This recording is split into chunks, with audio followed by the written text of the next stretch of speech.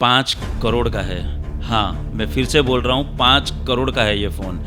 15 minute आप मुझे दीजिए, मैं साबित करके दे दूंगा कि आपको ये फ़ोन 5 करोड़ में कैसे पड़ता है। ये जो मैट्रिक्स है, मैं दावे के साथ कहता हूँ कि आप उसको हर दम हमेशा अपने कंप्यूटर में, लैपटॉप के वॉलपेपर में या कहीं ना कहीं स्टोर करके रखोगे। सेम सैलरी, सेम जॉब, बस डिफरेंस इतना है कि एक ने लगातार 40 साल तक अपनी सेविंग्स को इन्वेस्ट किया और एक ने 40 साल तक इन्वेस्टमेंट और सेविंग्स के पीछे ध्यान ही नहीं दिया। अगर आप समझ गए ये एज वर्सेस स्पेंडिंग के मैट्रिक्स को, तो आपके पास पैसा ही नहीं, आपके पास फ्रीडम होगा।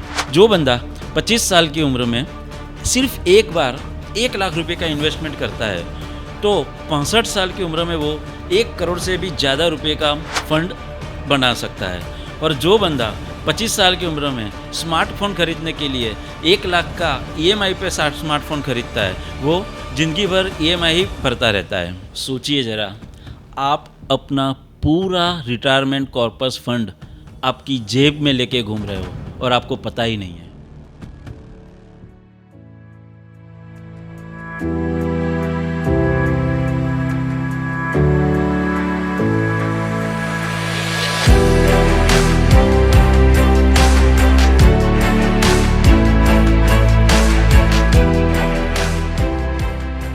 स्मार्टफोन कितने का है ये? 50,000, लाख, 1.5 लाख, 5 करोड़ का है। हाँ, मैं फिर से बोल रहा हूँ, 5 करोड़ का है ये फ़ोन। 15 मिनट आप मुझे दीजिए, मैं साबित करके दे दूंगा कि आपको ये फ़ोन 5 करोड़ में कैसे पड़ता है। दोस्तों, मैं प्रतीक शाह। इस वीडियो में मैं आपको एक्सपेंस को कैसे कंट्रोल कर सके, इसका एकदम इजी फार्मूला बताऊंगा। और वीडियो के एंड में मैं आपको एज वर्सेस स्पेंडिंग का matrix related to your financial freedom plan को मेंशन करूंगा। ये जो मैट्रिक्स है, मैं दावे के साथ कहता हूं कि आप उसको हर दम हमेशा अपने कंप्यूटर में, लैपटॉप के वॉलपेपर में या कहीं ना कहीं स्टोर करके रखोगे। ये वीडियो आपका एक्सपेंस करने का जो एटीट्यूड है उसको चेंज करके रख देगा। कभी सोचा है, 2 फ्रेंड एक ही कंपनी, एक ही जॉब कर रहे हैं, दोनों की सैलरी एक ही है। एक फ्रेंड पहले साल से लगातार 40 साल तक सेविंग्स करके इन्वेस्टमेंट कर रहा है और दूसरा बोलता है कि अभी तो उम्र बहुत छोटी है, सेविंग्स वगैरह मैं बाद में कर लूँगा। फिर 60 साल की उम्र में दोनों मिलते हैं। एक के पास 5 करोड़ का कॉर्पस फंड है और दूसरे के पास आज भी छोटा मोटा एक्सपेंस करने के लिए उसको पैसे का अरेंजमेंट कहीं ना कहीं से करना पड़ रहा है। वो आज भी पैसा कमाने के लिए वही मेहनत कर रहा है जो 40 साल पहले करता था। सेम सैलरी, सेम जॉब, बस डिफरेंस इतना है कि एक ने लगातार 40 साल तक अपनी सेविंग्स को इन्वेस्ट किया और एक ने 40 साल तक इन्वेस्टमेंट और सेविंग्स के पीछे ध्यान ही नहीं दिया। आज हम इसी इक्वेशन को डिकोड करेंगे। Age versus spending, the hidden formula behind financial freedom. ये वीडियो उन सारे बच्चों के लिए है जो आज 20 या 30 साल की उम्र के हैं और वो ये सोचते हैं कि अभी तो उम्र बहुत छोटी है, सेविंग्स, इन्वेस्टमेंट ये सब चीज़ तो हम बाद में कर लेंगे। तो मैं उनको कहना चाहता हूँ कि आप जियो, शौक से जियो, मगर थोड़ा स्मार्ट वर्क कीजिए। बिकॉज अगर आप समझ गए ये एज वर्सेस स्पेंडिंग के मैट्रिक्स को, तो आपके पास पैसा ही नहीं, आपके पास फ्रीडम होगा। चलो एक एग्जांपल से समझते हैं। रवि एंड कुणाल दोनों फ्रेंड है, एक ही कंपनी में जॉब कर रहे हैं, एक ही तनख्वाह है। बस डिफरेंस इतना है कि रवि 25 साल की उम्र से SIP करना स्टार्ट करता है और 35 साल तक करता है। मतलब 10 साल तक वो SIP में हर महीने 5,000 रुपया इन्वेस्ट करता है। और दूसरी तरफ है कुणाल, जो 25 से 35 साल तक ना तो कुछ सेविंग्स करता है, ना कुछ इन्वेस्टमेंट करता है। लेकिन कुणाल 35 साल की उम्र से SIP करना स्टार्ट करता है, वो भी 5,000 रुपये की, और वो लगातार 30 साल तक, मतलब 65 साल की एज तक वो इन्वेस्टमेंट करता रहता है। तो रवि या कुणाल दोनों में से किसके पास ज़्यादा पैसा होगा एट द एज ऑफ 65? आप कमेंट बॉक्स में बताएं। आंसर है रवि। क्यों? क्योंकि रवि ने टाइम खरीदा। रवि ने शुरुआत के 10 साल में हर महीने 5,000 के हिसाब से 6 लाख इन्वेस्ट किया, जो उसका 65 ईयर्स की एज पे होता है 3 करोड़ 62 लाख रुपीस। और कुणाल, जिसने पहले 10 साल तो कुछ नहीं किया, लेकिन 35 से 65 साल की उम्र तक 30 साल तक लगातार उसने 5,000 रुपया की SIP में इन्वेस्टमेंट किया, फिर भी उसका फंड होता है सिर्फ 1.62 लाख। तो this is the power of compounding. किसने जल्दी शुरुआत करी वही इस गेम में जीतता है। जो बंदा 25 साल की उम्र में सिर्फ एक बार 1 लाख रुपए का इन्वेस्टमेंट करता है, तो 65 साल की उम्र में वो 1 करोड़ से भी ज़्यादा रुपए का फंड बना सकता है। और जो बंदा 25 साल की उम्र में स्मार्टफोन खरीदने के लिए 1 लाख का EMI पे स्मार्टफोन खरीदता है, वो ज़िंदगी भर EMI ही भरता रहता है। तो दोस्तों, मैं ये वीडियो में आपको यही बताना चाहता हूँ कि आपकी एज का कितना इम्पोर्टेंट है आपके एक्सपेंस के ऊपर। आप कब कितना एक्सपेंस करते हो और उसका आपको रिटायरमेंट में क्या कॉस्ट पड़ने वाला है, वो डिपेंड करता है आपकी एज पर। तो अब वक्त आ गया है, जो वीडियो की शुरुआत में मैंने आपको बताया था कि एज वर्सेस स्पेंडिंग का मैट्रिक्स। मैं आपके स्क्रीन पे अभी दिखा रहा हूँ कि एज वर्सेस मैट्रिक्स का स्पेंडिंग, जिसमें आप देख पाओगे कि किस एज में आप कितना एक्सपेंस करोगे तो वो आपकी रिटायरमेंट को कितना अफेक्ट करेगा। तो चलो वो मैट्रिक्स को समझते हैं। सो ये मैट्रिक्स जो आपको दिख रहा है, उसमें आप देखो, अगर आपने 1 लाख रुपया 20 साल की उम्र में अगर एक गैजेट्स के पाछड़ एक्सपेंस किया है, और वो 1 लाख रुपया अगर आपने FD में इन्वेस्ट किया होता, जिसका करीबन 7% रिटर्न आता है, तो 65 ईयर्स की एज पे वो आपको नियर अबाउट 1 लाख का कॉस्ट 20 लाख रुपया पड़ता है। वही 1 लाख रुपया अगर आपने गोल्ड में इन्वेस्ट किया हो, तो गोल्ड का रिटर्न नियर अबाउट 11% है। तो वो 1 लाख का फ़ोन आपको 65 साल की उम्र पे 1 करोड़ का पड़ता है।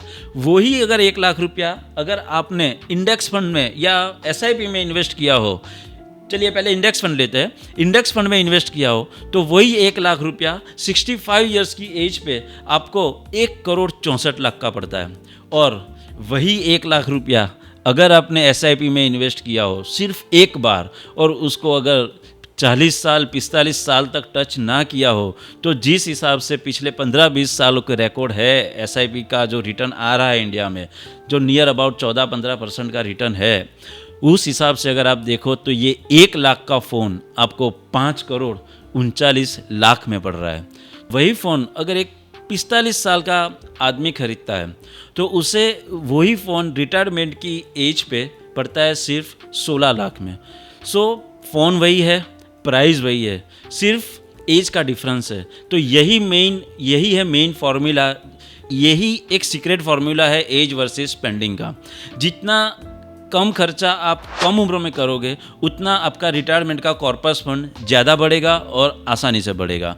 तो अभी आपको करना क्या है, मैं आपसे कह रहा हूँ जिनकी उम्र आज 25 साल से कम है, जब भी आप 5,000 से ज़्यादा का एक्सपेंस करें, तो आप पहले चेक करें कि ये 5,000 से ज़्यादा का एक्सपेंस, लेट से 10,000 का भी आप एक्सपेंस कर रहे हो, ये मैं मेरे शौक़ के लिए कर रहा हूँ, ईगो के लिए कर रहा हूँ, शो ऑफ के लिए कर रहा हूँ, या नीड के लिए कर रहा हूँ।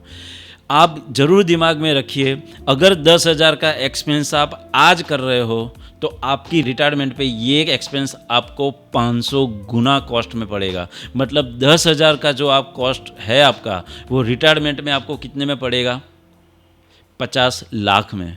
तो ये एक बार ये मैट्रिक्स को देख के उसको आप प्रिंट निकाल के हर हमेशा आपके साथ रखिए। आपके दिमाग में ये मैट्रिक्स को आप फिक्स कर लीजिए कि मैं 20 साल में अगर 1 रुपया खर्चता हूँ, तो वो रिटायरमेंट में मुझे 500 गुने की कॉस्ट में पड़ रहा है। मैं 25 साल में 1 रुपया खर्च कर रहा हूँ, तो it will be cost me in my retirement as near about 2 crore 68 lakh. अगर मैं ये 30 साल में 1 रुपया खर्च कर रहा हूँ, तो that will be cost me at my retirement age at 1 crore 33 lakh.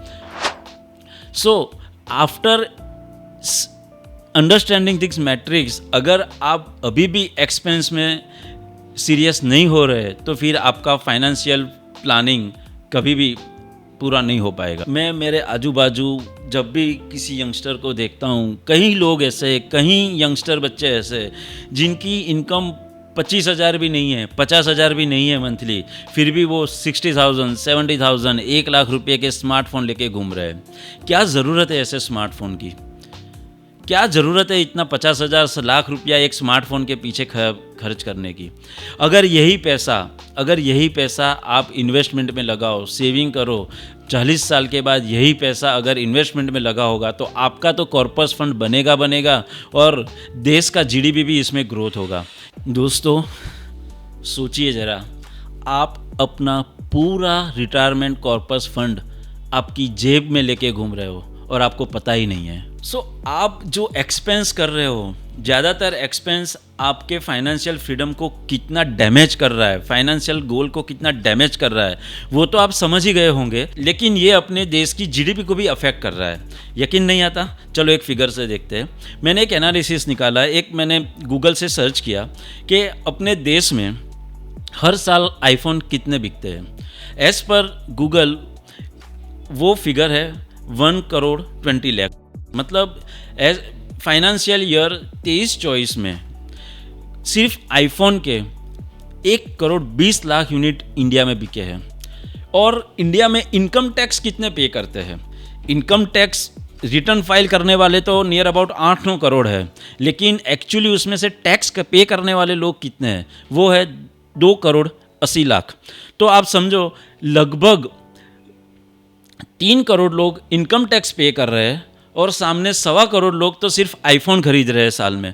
तो ये तो एक आईफोन की बात है, लेकिन अगर आप देखो तो स्मार्टफोन सैमसंग के भी महंगे आते हैं, गूगल पिक्सल भी महंगे आते हैं, काफ़ी सारी कंपनियों के स्मार्टफोन महंगे आते हैं जो नियर अबाउट 70,000 से ज़्यादा अमाउंट के हैं। तो सबका अगर एक टोटल करें तो नियर अबाउट वो भी 2.5-3 करोड़ तो स्मार्टफोन बिक ही जाते होंगे ना इंडिया में। ये नंबर से क्या पता चल रहा है? ये हमारा माइंडसेट तय करता है कि हम खर्चा करने के लिए तो उतावले हैं, लेकिन इन्वेस्टमेंट करने के लिए हम हेसिटेशन कर रहे हैं। यही एक्सपेंस अगर हमारे देश की जीडीपी में लगे, हमारे देश के ग्रोथ में लगे, तो देश को कितना फ़ायदा हो सकता है। हम अभी इस साल करंटली अप्रोक्सीमेटली मेरे ख्याल से अगर आपकी इनकम 12 लाख से कम है साल में, तो आपको 1 रुपया टैक्स नहीं पे करना है, नियर अबाउट ऐसा कुछ कैलकुलेशन है। सो नेक्स्ट ईयर में तो ये जो 2 करोड़ 80 लाख इनकम टैक्स पे करने वाले हैं उसकी संख्या में तो वो संख्या तो कम होगी, लेकिन आप क्या सोचते हो स्मार्टफोन खरीदने वालों की संख्या कम होगी? हमारे देश में सरकार टैक्स रिबेट या टैक्स स्लैब किस लिए बढ़ाती है? इसलिए कि आप कमाओ और उड़ाओ। सरकार हमें टैक्स रिबेट इसलिए दे रही है कि आप कमाओ, बचाओ और उसी पैसे से नया पैसा उगाओ।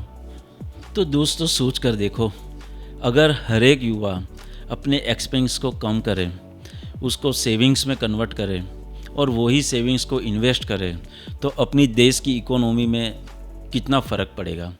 हमारी सरकार का जो विज़न है जीडीपी को बढ़ाना, अपने देश को 3rd या 2nd पोजीशन पे ले जाना, वो सपना आसान कब हो सकता है? सिर्फ ये जिम्मेदारी सरकार की नहीं है, ये जिम्मेदारी युवा वर्ग की भी है, आपकी भी है, मेरी भी है। यही विज़न के साथ मैंने ये चैनल को स्टार्ट किया है, इन्वेस्टिंग थॉट्स। ये एक थॉट जो सिर्फ आपके फाइनेंशियल फ्रीडम के लिए नहीं है, लेकिन इंडिया की इकोनॉमी को भी ग्रो करने में बहुत बूस्ट प्रदान करेगा। मेरा विज़न है कि 2047 द ईयर ऑफ 2047, जिस दिन भारत अपनी 100वीं आज़ादी का जश्न मना रहा होगा, उस दिन हमारे देश में कम से कम 1 करोड़ आज के युवा 2047 में 1 करोड़ का कॉर्पस फंड के साथ वो भी अपना जश्न फाइनेंशियल फ्रीडम का मना रहा होगा। तो मैं प्रतीक शाह, ये वीडियो अगर आपको सही लगा हो, प्रेरणादायी लगा हो, तो इसे शेयर करें, लाइक करें, सब्सक्राइब करें, आपके दोस्तों को भेजें। यही है मेरा purpose, how to inspire youth, how to build nation. Thank you.